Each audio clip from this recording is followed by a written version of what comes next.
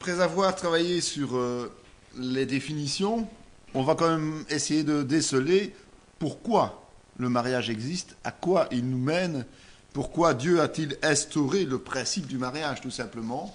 Donc je vous ai demandé, avant de redémarrer, de mettre par écrit ce que le mariage peut vous apporter ou en tout cas peut signifier pour vous à ce niveau-là, au niveau des objectifs. Maintenant, nous allons voir ce que dit la Bible à propos des buts du mariage. Le premier point, c'est le plus classique, c'est le courant, c'est le plus connu, c'est celui que l'on cite à chaque mariage, c'est assurer la descendance. Dieu les bénit et Dieu leur dit, soyez féconds, multipliez, remplissez la terre et assujettissez-la, et dominez sur les poissons de la mer, sur les oiseaux du ciel et sur tout animal qui se meut sur la terre. Lorsque Rachel vit qu'elle ne donnait point d'enfants à Jacob, elle porta envie à sa sœur et elle dit à Jacob, donne-moi des enfants ou je meurs. Il t'aimera, il te bénira et te multipliera. Il bénira le fruit de tes entrailles et le fruit de ton sol, ton blé, ton mou et ton huile, les portées de ton gros et de ton menu bétail, dans le pays qu'il a juré à tes pères de te donner. Tu seras béni plus que tous les peuples, il n'y aura chez toi ni homme ni femme stérile, ni bête stérile parmi les troupeaux. Il donne une maison à celle qui était stérile. Il en fait une mère joyeuse au milieu de ses enfants, louez l'Éternel. Voici, des fils sont un héritage de l'Éternel, le fruit des entrailles est une récompense. Prenez des femmes et engendrez des fils et des filles. Prenez des femmes pour vos fils et donnez des maris à vos filles, afin qu'elles enfantent des fils et des filles. Multipliez là où vous êtes et ne diminuez pas. Nul n'a fait cela avec un reste de bon sens. Un seul l'a fait, et pourquoi ? Parce qu'il cherchait la postérité de Dieu que Dieu lui avait promise. Prenez donc garde en votre esprit et qu'aucun ne soit infidèle à la femme de sa jeunesse. Passage qu'on a déjà vu. Malachie, il est très explicatif sur le couple, l'air de rien. Mais le premier objectif, effectivement, c'est la procréation, c'est la descendance. On ne peut pas... La race humaine ne peut pas vivre et survivre s'il n'y a pas procréation. Question de logique. Donc c'est un droit peut-être, mais c'est aussi un devoir. Mais la Bible va plus loin puisqu'elle nous dit que non seulement c'est un droit et un devoir, mais c'est aussi une récompense de la part de Dieu d'avoir une descendance. Le deuxième point, c'est une utilité sociale. L'Éternel Dieu dit, il n'est pas bon que l'homme soit seul. Je lui ferai une aide semblable à lui. En fait, le mariage, ça répond et ça remplit un besoin fondamental de l'homme. La relation. L'homme a besoin de contact. L'homme a besoin d'être en relation avec les autres. Si l'homme est isolé, il dépérit. Le troisième point, j'ai aussi entendu dans la définition, c'est la complémentarité. Alors l'Éternel Dieu fit tomber un profond sommeil sur l'homme qui s'endormit. Il prit une de ses côtes et referma la chair à sa place. L'Éternel Dieu forma une femme de la côte qu'il avait prise de l'homme et il l'amena vers l'homme. Et l'homme dit, voici cette fois celle qui est haut de mes os et chair de ma chair. On l'appellera femme parce qu'elle a été prise de l'homme. C'est pourquoi l'homme quittera son père et sa mère, s'attachera à sa femme, ils deviendront une seule chair. L'homme et la femme étaient tous deux nus, ils n'en avaient point honte. Car de même que la femme a été tirée de l'homme, de même l'homme existe par la femme, et tout vient de Dieu. Ça, c'est un argument pour les femmes, ça m'assure. Quand les machos disent aux femmes, ouais, mais enfin, la femme a quand même été tirée de l'homme. La femme peut lui répondre que l'homme naît de la femme. Petite ficelle, au cas où. La femme est issue de l'homme. C'est un fait. Mais l'homme dépend autant de la femme, comme je viens de le dire. C'est vrai que c'est la ficelle classique. Donc, c'est normal que Dieu ait le but de les unir. Pour qu'ils comprennent une chose, c'est que justement, ils sont complémentaires l'un à l'autre, dans les deux sens du terme. Et cette manière d'être complémentaire fait qu'on se réalise mieux. Alors, une seule chair, c'est quoi ? Et c'est pour ça que c'est une complémentarité totale au niveau de la Bible. C'est d'abord une seule chair, ça a une composante charnelle, c'est-à-dire la relation sexuelle, la relation du couple. Ça a une valeur au niveau de l'âme. Ce sont les pensées, ce sont les idées et ce sont les objectifs communs que l'on peut se fixer.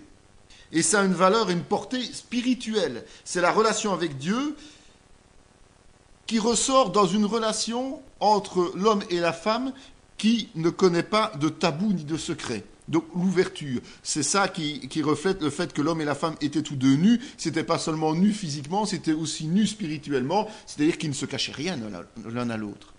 Et c'est comme ça que l'on apprend à être complémentaires et à vivre en confiance l'un avec l'autre aussi, et à mieux comprendre la profondeur de Dieu à ce niveau-là, de mieux comprendre que nous ne pouvons rien cacher à Dieu.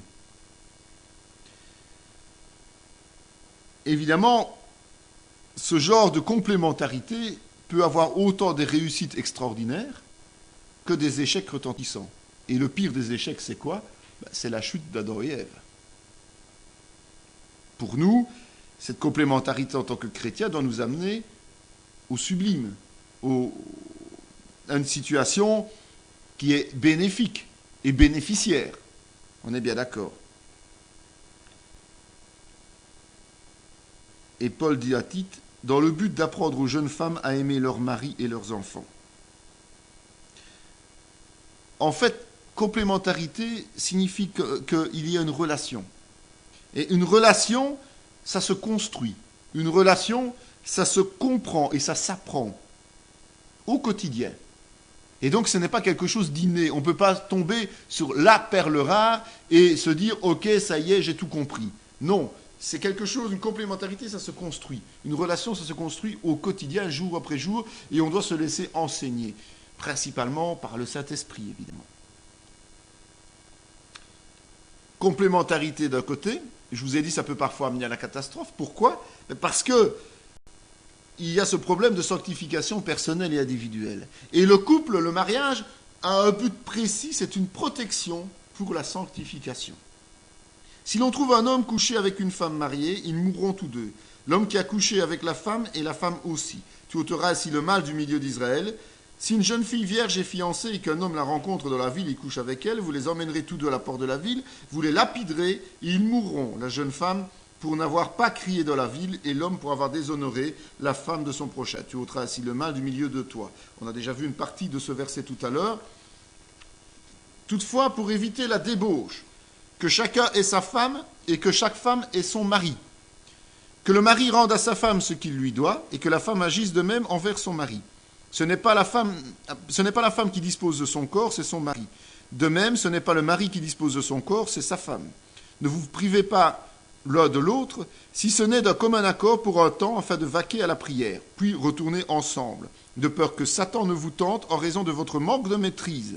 Je dis cela par condescendance, je n'en fais pas un ordre. Je voudrais que tous les hommes soient comme moi, mais chacun tient de Dieu un don particulier, l'un d'une manière, l'autre d'une autre. À ceux qui ne sont pas mariés et aux veuves, je dis qu'il leur est bon de rester comme moi. Mais s'ils manquent de maîtrise d'eux-mêmes, qu'ils se marient, car il vaut mieux se marier que brûler. Je vous annonce et je vous rappelle que nous sommes faibles dans la chair. Nous avons ce problème humain d'être faibles dans la chair. Et pour la plupart d'entre nous, nous serions incapables de nous abstenir de tout péché sexuel. Donc, le fait d'être marié et fidèle dans notre mariage, évidemment, nous apporte une protection naturelle contre toute une série d'iniquités que l'on pourrait commettre. Et c'est vrai que le fait de vivre en harmonie à deux encourage la fidélité, ça c'est clair, non seulement au conjoint, mais aussi à Dieu. On s'aide, on se supporte, j'ai entendu ça tout à l'heure, on se soutient l'un l'autre, ça nous permet d'avancer puisque l'un veille sur l'autre. Une unité, c'est ça, c'est l'un veiller sur l'autre. On ne doit pas se contenter de soi-même marcher dans les voies, on devient responsable aussi de la marche de l'autre.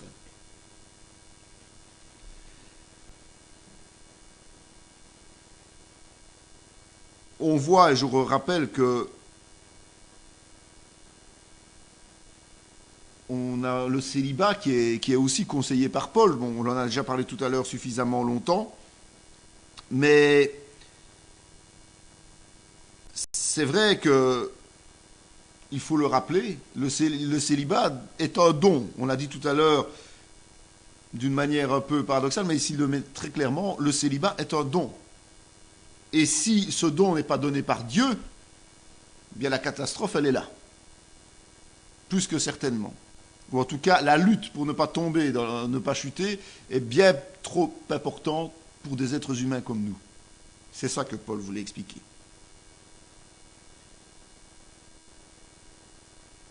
C'est vrai que celui qui est appelé à être célibataire doit trouver cette complémentarité ailleurs que dans le mariage. Et cette complémentarité ne peut le trouver que dans un service particulier pour le Seigneur.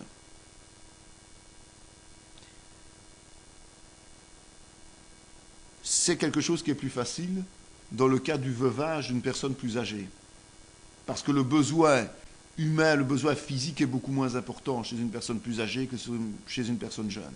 Donc le conseil de Paul de dire que la veuve âgée, qu'elle reste célibataire, c'est parce que tout simplement c'est physiquement plus logique et plus facile. Et donc une veuve plus âgée ou un veuf pourra se consacrer plus facilement au Seigneur que un jeune qui ferait vœu de célibat. Donc attention à ce niveau-là. Un but que je n'ai pas du tout entendu dans vos définitions, certainement par pudeur, mais qui est un but tout à fait valable et voulu par Dieu, c'est que le mariage est quand même une source de plaisir et d'épanouissement sentimental et sexuel. Ça fait partie des règles bibliques du mariage aussi. Je l'ai entendu nulle part, ça m'inquiète un peu quand même. Parce que, malgré tout, la Bible en parle beaucoup. Et qu'est-ce que la Bible nous dit ? Que ta source soit bénie et fais ta joie de la femme de ta jeunesse. Biche des amours, gazelle pleine de grâce, sois en tout temps enivré de ses charmes, sans cesse épris de son amour. Que de charme dans ton amour, ma sœur, ma fiancée, comme ton amour vaut mieux que le vin, et combien tes parfums sont plus suaves que toutes les aromates, tes lèvres distillent le miel, ma fiancée. Il y a sous ta langue du miel et du lait, et l'odeur de tes vêtements est comme l'odeur du Liban. Jouis de la vie avec la femme que tu aimes pendant tous les jours de ta vie de vanité que Dieu t'a donné sous le soleil, pendant tous les jours de ta vanité, car c'est ta part dans la vie, au milieu de ton travail que tu fais sous le soleil. Que le mari rende à sa femme ce qu'il lui doit et que la femme agisse de même envers son mari. La femme n'a pas autorité sur son propre corps, mais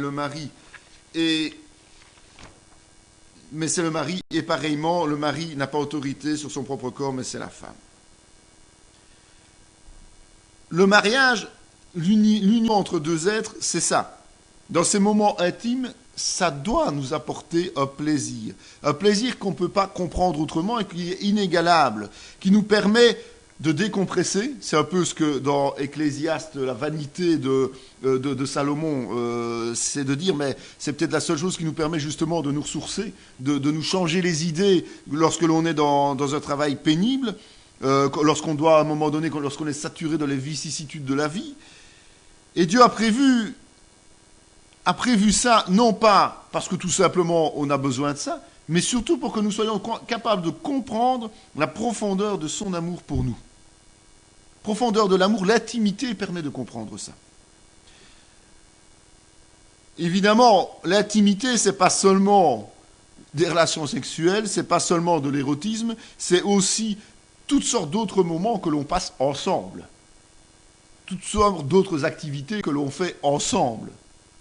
On ne peut pas résumer le plaisir du mariage uniquement dans la relation sexuelle, parce que sinon, là, il y a un gros problème aussi.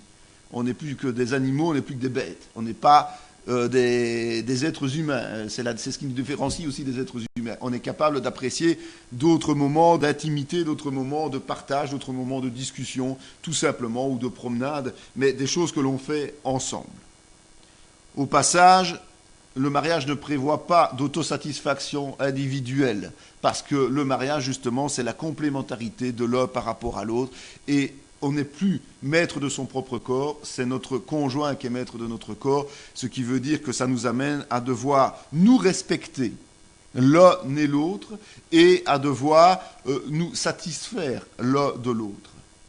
Ça, c'est toute une construction que l'on fait dans le cadre du mariage. Ça ne fonctionne pas toujours tout de suite, Parfois, certains vont plus vite que d'autres, mais c'est vrai qu'il faut parfois du temps, parce que tout simplement, il faut apprendre à se connaître aussi, et apprendre à se parler. Onan, sachant que cette postérité ne serait pas à lui, se souillait à terre lorsqu'il allait vers la femme de son frère, afin de ne pas donner de postérité à son frère. Dans la Bible, c'est le seul passage qui fait allusion à une volonté de ne pas concevoir pendant un acte sexuel. C'est ce qu'on appelle dans le domaine des soins le coït interrompu. Voilà. Mais on ne connaît pas au niveau biblique la volonté exacte de Dieu. On parle on se pose toujours des questions de savoir est-ce qu'on peut prendre la pilule, est-ce qu'on peut faire ceci, est-ce qu'on peut faire cela. Je crois que c'est une question à présenter devant Dieu. Parce que rien dans la Bible ne nous dit cela. Ce que la Bible nous dit, c'est que effectivement, dans ce cas-ci, ce seul cas-ci, c'était une faute de la part d'Onan, parce qu'en fait, il ne voulait pas remplir son rôle d'offrir un successeur, de procréer pour que la famille de son frère ait de la descendance. Donc là, c'était une désobéissance. Et c'était la loi du Lévirat qui était tout simplement enfreinte. Il dit au peuple, soyez prêts dans 3 jours, ne vous approchez d'aucune femme. On sait que dans la Bible, il y a des périodes de continence, c'est-à-dire des périodes où il y a une interdiction de relation, ou en tout cas une volonté de ne pas avoir de relations sexuelles au sein du couple. D'ailleurs, Paul en parlait aussi précédemment. Donc il y a des périodes comme ça. Ça peut être, pour certains, interprété comme de la contraception, mais ici, c'est pas comme ça qu'il faut le comprendre. Dans ce passage particulier, il faut le comprendre comme étant simplement une forme de jeûne. Parce que le jeûne, ce n'est pas seulement un jeûne de boisson, un jeûne de nourriture, ça peut être toutes sortes de types de jeûnes, et notamment ici, un jeûne sexuel. Tout simplement, le fait de s'abstenir pour être propre devant Dieu, c'est-à-dire pouvoir se consacrer pleinement à une période de prière, et plus que certainement, cette abstinence était en plus combinée à un jeûne alimentaire et peut-être même d'eau. Alors, la question à poser, c'est tout simplement, c'est de se présenter ensemble devant Dieu et dire, écoute Seigneur, quelles sont tes volontés à ce niveau-là ? La seule chose que l'on peut dire au niveau de la Bible, c'est tu ne tueras point. C'est un des commandements. Donc ça veut dire que ce qui est proscrit d'office et sans discussion possible, c'est l'avortement, en ce compris ce qu'on appelle la pilule du lendemain, qui est si bien répandue maintenant justement pour éviter aux jeunes qui ont fait une bêtise d'être enceintes. Ouais, donc on fait un avortement dès le lendemain avec une pilule abortive. Ça, c'est pas biblique. Puisque dès qu'il y a conception, il y a vie. Donc on ne peut pas franchir ce cap. Mais quant à la contraception en tant que telle, dans un couple marié, j'insiste bien, ça n'a rien à voir avec les non-mariés, la Bible n'en parle pas. Pourquoi ? Parce que c'est tout à fait logique. Logiquement, l'ordre de procréer est là, donc la logique veut qu'il n'y ait pas de contraception.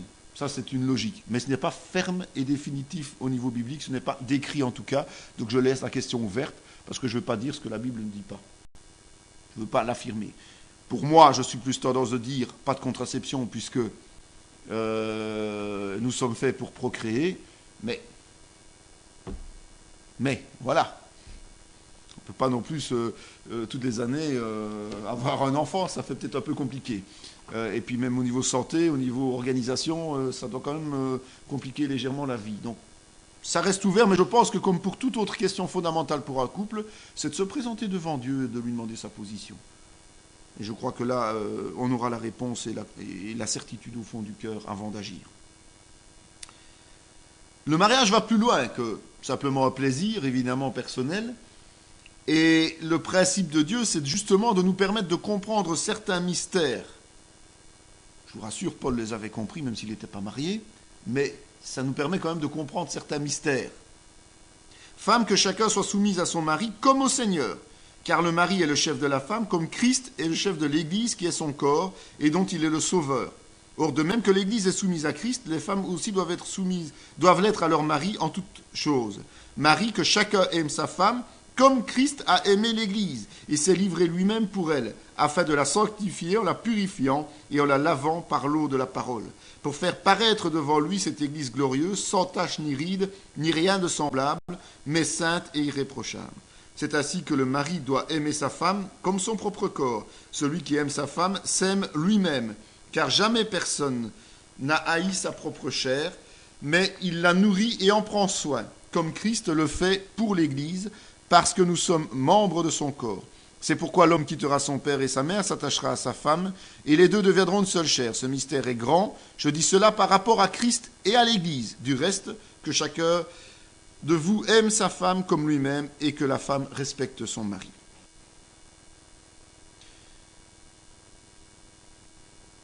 Adapter sa vie conjugale sur la parole de Dieu, donc sur les Écritures, et on verra plus loin quelques détails à ce niveau-là, mais ça ouvre un discernement sur des mystères de Dieu.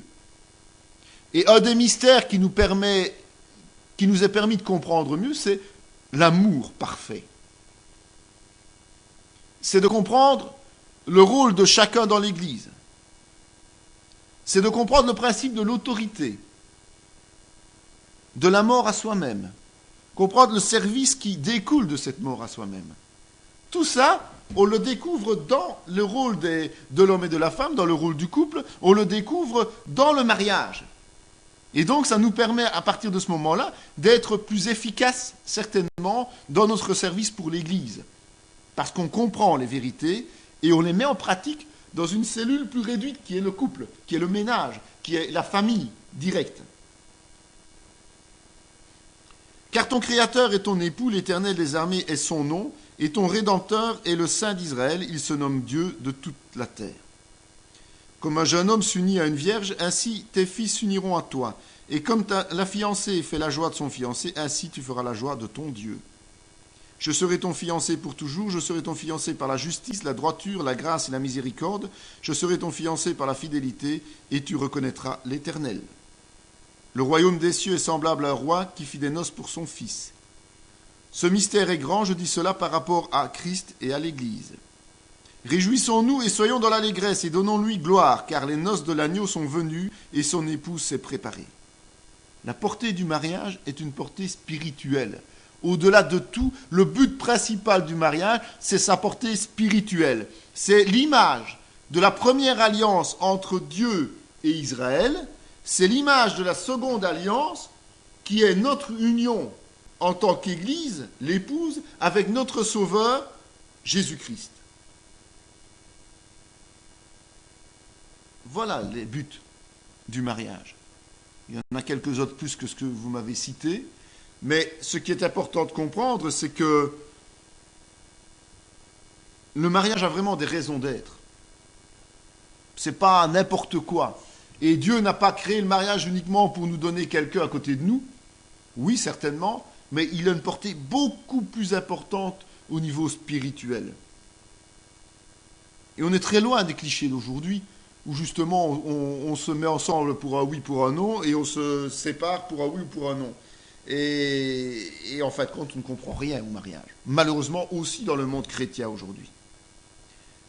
Et c'est vrai que le mariage qui est ouais de Dieu, qui est respecté de tous, amène à notre propre épanouissement, jamais à l'échec. S'il est vécu tel qu'il l'est selon la parole, selon les définitions, selon ce qu'on va voir par la suite, si nous visons les mêmes objectifs que Dieu à l'origine de l'institution du mariage, il n'y a pas de raison d'échouer, aucune possibilité d'échouer. Il faut en être conscient. S'il y a échec, s'il y a difficulté, c'est qu'il faut trouver les solutions. Nous verrons comment trouver les solutions. Nous verrons les causes aussi qui peuvent nous faire basculer. Mais c'est important. Alors, il y a une petite question encore qui vous est posée, mais que là, vous ne devez pas répondre maintenant. C'est dans l'intimité que vous y répondrez. Même si vous n'êtes pas fiancé aujourd'hui, mais je vous conseille de le faire quand même, que recherchez-vous au travers du mariage ? C'est une question à se poser. C'est une question que vous pouvez vous poser, une question à laquelle vous devrez répondre à un moment donné.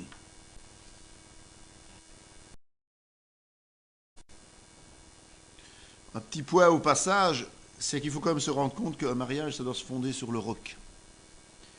Et on a cette parabole qui nous dit, c'est pourquoi quiconque entend ces paroles que je dis et les met en pratique sera semblable à un homme prudent qui a bâti sa maison sur le roc. La pluie est tombée, les torrents sont venus, les vents ont soufflé et se sont jetés contre cette maison. Elle n'est point tombée, parce qu'elle était fondée sur le roc. Mais quiconque entend ces paroles que je dis et ne les met pas en pratique sera semblable à un homme insensé qui a bâti sa maison sur le sable.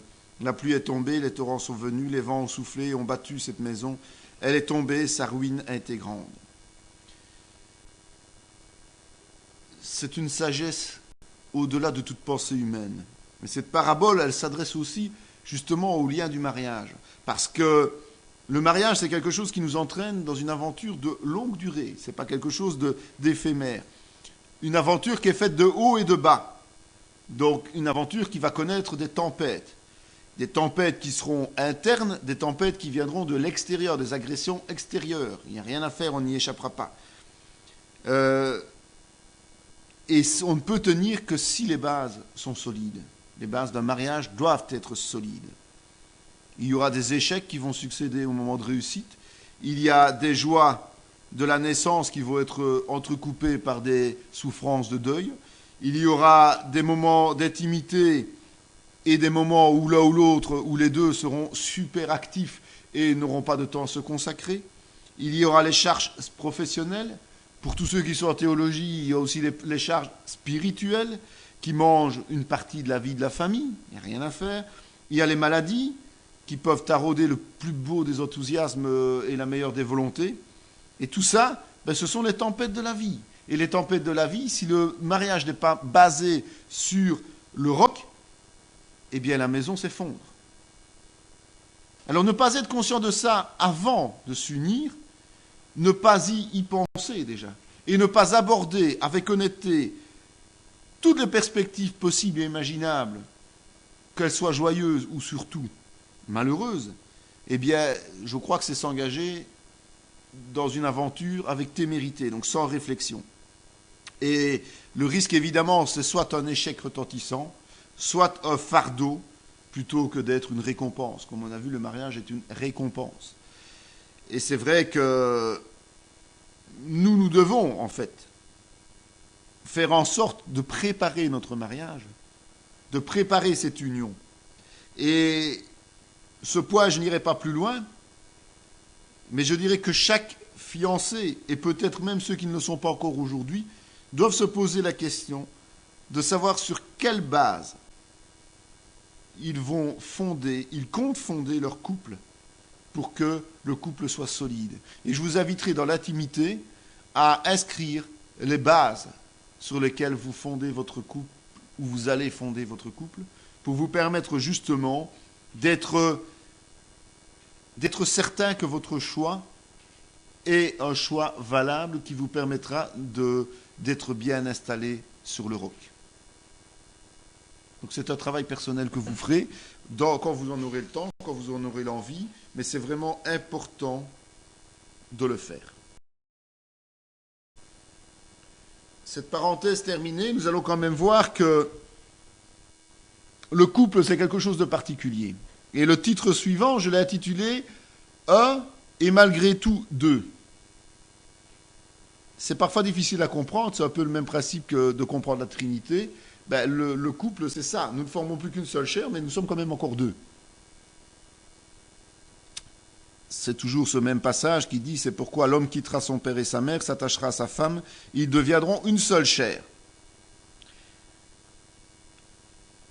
Donc le principe du mariage, c'est deux individus de sexe opposé qui, une fois unis, ne font plus qu'un.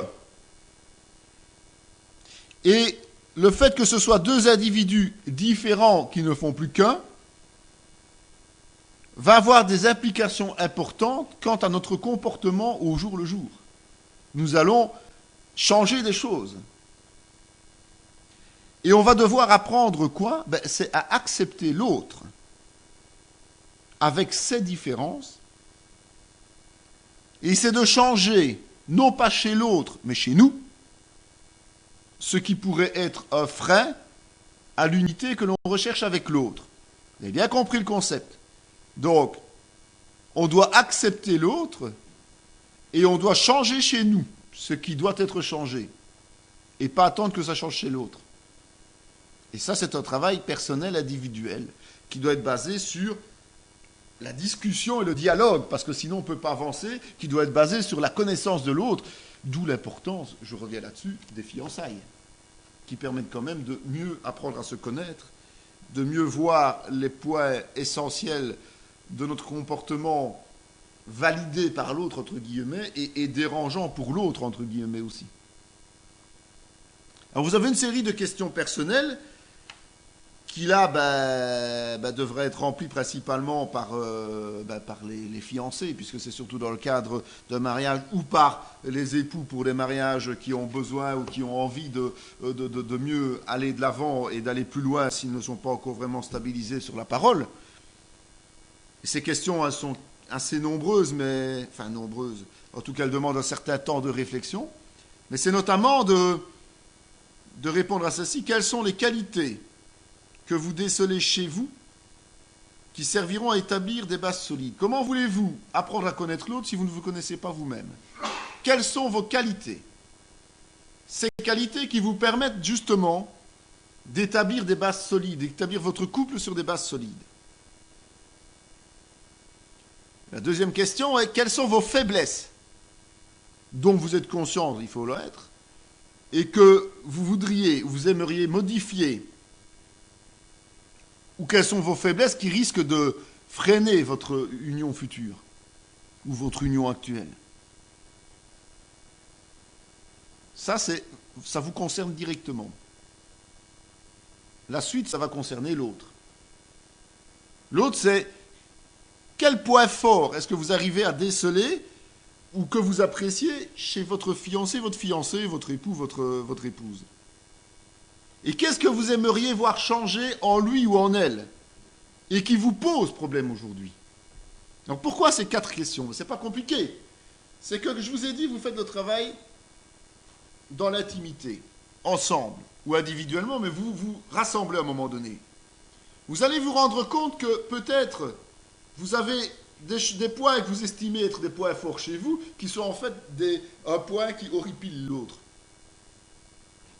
C'est apprendre à se connaître, et apprendre à connaître l'autre, et à voir avant le mariage, si possible, pendant, si nécessaire, ce qu'il y a à changer pour que justement, il n'y ait pas ces points de friction qui, à un moment donné, risquent de faire déraper le couple, risquent de faire déraper l'unité qui pourrait se créer.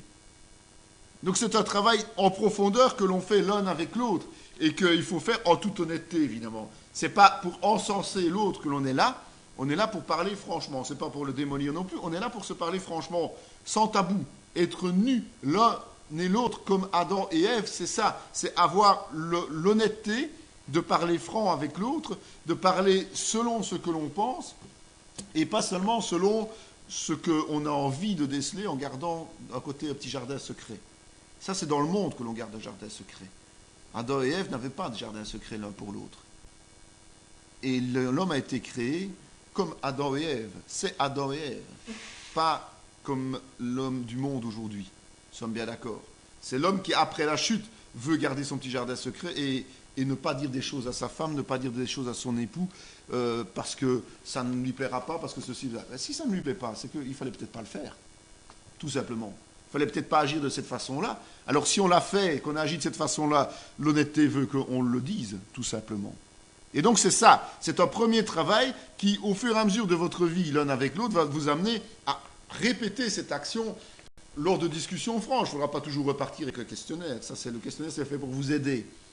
Ici, pour prendre une première fois conscience de cela. Mais après, c'est pas ça. Il suffit de se parler. Hein. On n'a pas besoin d'autre chose en général. Alors, qu'est-ce que la Bible nous dit à ce niveau-là? Ces questions-là, évidemment, je n'en ai pas besoin de connaître les réponses. C'est vous, entre futurs époux, entre époux que vous le faites. C'est pas moi que ça concerne, comme je vous l'ai déjà dit. Donc, je ne veux pas faire ça dans le devoir, évidemment. On est bien d'accord. Je vous exhorte donc, moi, le prisonnier dans le Seigneur, à marcher d'une manière digne de la vocation qui vous a été adressée, en toute humilité et douceur, avec patience, vous supportant les uns les autres avec amour, vous efforçant de conserver l'unité de l'esprit par le lien de la paix. Le mariage, comme je vous l'ai déjà dit, c'est une institution. Le mariage, c'est un modèle de vie biblique qui nous permet de comprendre, comme je vous l'ai dit tout à l'heure, certains mystères de Dieu. À partir du moment où nous acceptons le mariage comme tel, il est normal que notre marche dans le mariage devra comprendre l'exhortation de Paul. Et on devra arriver à tous ces qualificatifs qui ne sont que des fruits de l'esprit, en fait. L'humilité, la douceur, l'amour, la paix, ce sont les moteurs d'un couple. Si on n'arrive pas, on va tôt ou tard se planter. Et tout ça doit exister malgré le fait que l'on est différent. Et malgré le fait que l'on se ressemble sur certains points. Il faut se compléter, mais il faut surtout que notre moteur soit basé sur les fruits de l'esprit. En résumé, c'est ça. Dans un couple, il faut que les fruits de l'esprit ressortent. Le conjoint n'est pas la conjointe. La femme n'est pas l'homme. Mais ensemble, nous nous complétons et nous formons un. Or, les œuvres de la chair sont évidentes. Ce sont la débauche, l'impureté, le dérèglement, l'idolâtrie, la magie, les rivalités, les querelles, les jalousies, les animosités, les disputes, les divisions, les secrets, l'envie, l'ivrognerie, les acceptables et les choses semblables. Je vous dis d'avance, comme je l'ai déjà dit, que ceux qui commettent de telles choses n'hériteront point du royaume de Dieu. Mais le fruit de l'esprit, c'est l'amour, la joie, la paix, la patience, la bonté, la bienveillance, la foi, la douceur, la maîtrise de soi. La loi n'est pas contre ces choses. Ceux qui sont à Jésus-Christ ont crucifié la chair avec ses passions et ses désirs. Si nous vivons par l'esprit, marchons aussi selon l'esprit. Ne cherchons pas une vaine gloire en nous provoquant les uns les autres, en nous portant envie les uns aux autres. Frères, si un homme vient à être surpris en faute, vous qui êtes spirituels, redressez-le avec un esprit de douceur. Prends garde à toi de peur que tu ne sois aussi tenté. Portez les fardeaux les uns des autres et vous accomplirez ainsi la loi de Christ. Si quelqu'un pense être quelque chose, quoi qu'il ne soit rien, il s'abuse lui-même. Que chacun examine ses propres œuvres et alors il aura sujet de se glorifier pour lui seul et non par rapport à autrui, car chacun portera sa propre charge.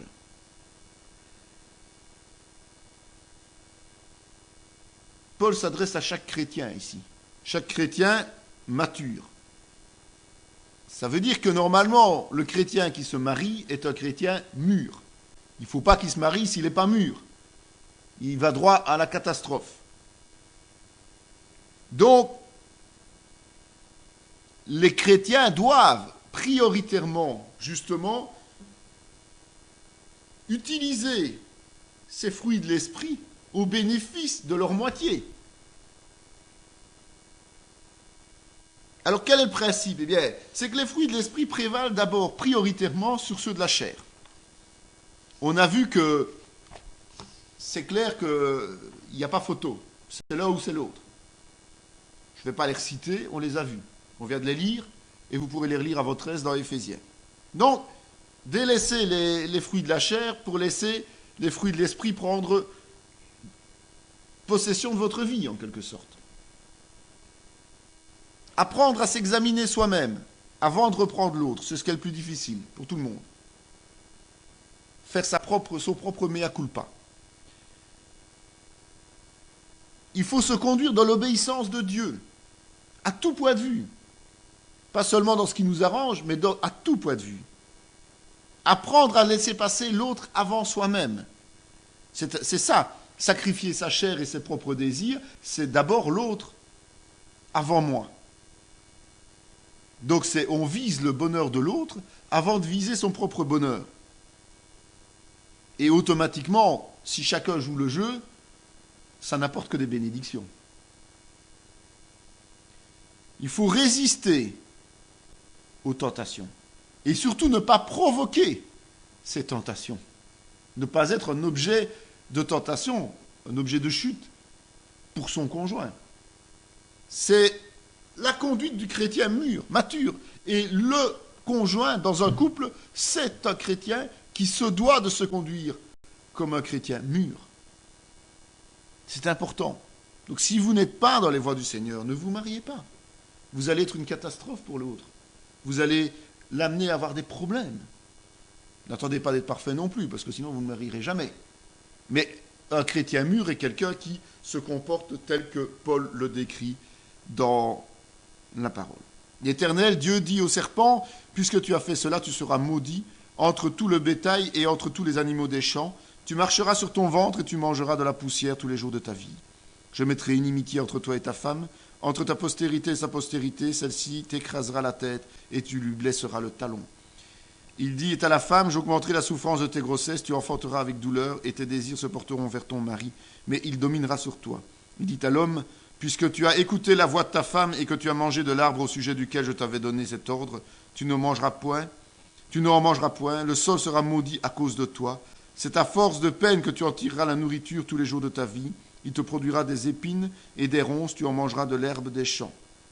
C'est à la sueur de ton visage que tu mangeras du pain jusqu'à ce que tu retournes dans la terre d'où tu as été pris, car tu es poussière et tu retourneras dans la poussière.